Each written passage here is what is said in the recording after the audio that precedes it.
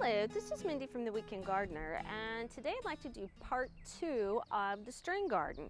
So if you recall, we made this ball that consists of soil and sphagnum moss, and we're going to plant it with lettuce and pansies, which is kind of sounds like a weird combination, but they both tolerate shade and like cool temperatures. So if you're going to mix your ball, make sure that you're planting plants that have the exact same growth requirements, and that way you'll be a success. So you can fill this with flowers, herbs as an example, and greens.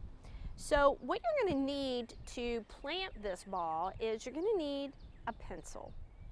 And you may have noticed that my ball's kind of oblong. It's because it's been sitting, so you can kind of push it in and reshape it a little bit. But it really won't be noticeable once it's planted. So what we're going to do is we're going to take a pencil and we're going to poke a hole in between our strings. Now it's really easy to do. And then you're going to want to take one of your lettuce plants. Now you want to space your plants about 2 inches apart, and that gives the plants plenty of growing room.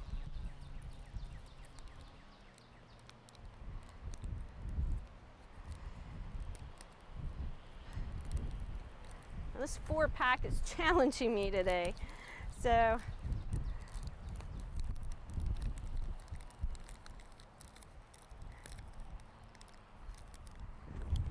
we'll just cut it.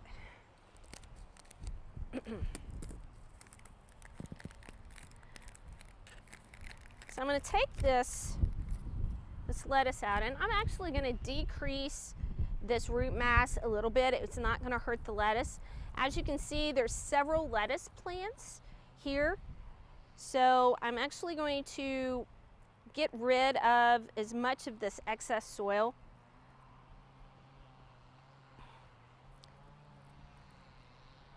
Then I'm going to make my hoe a little bit bigger so I can make sure I get as many roots as I possibly can in the hole.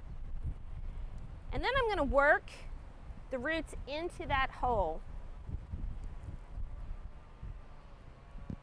If it feels too much, you can pull it out and you make the hole bigger.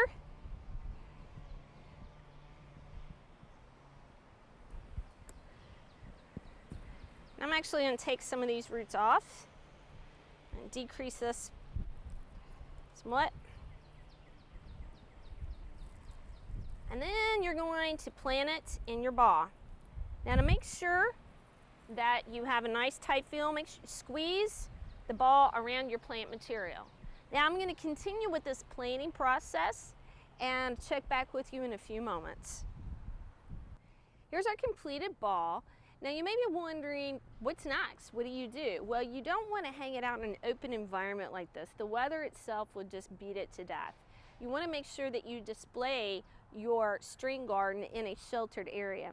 Also, as far as watering, until the plants take hold, I would strongly suggest you do a fine mist on the ball every day to keep it evenly moist. And once the plants have become established, you can simply take your string garden off its suspension and dip it in a bucket of water.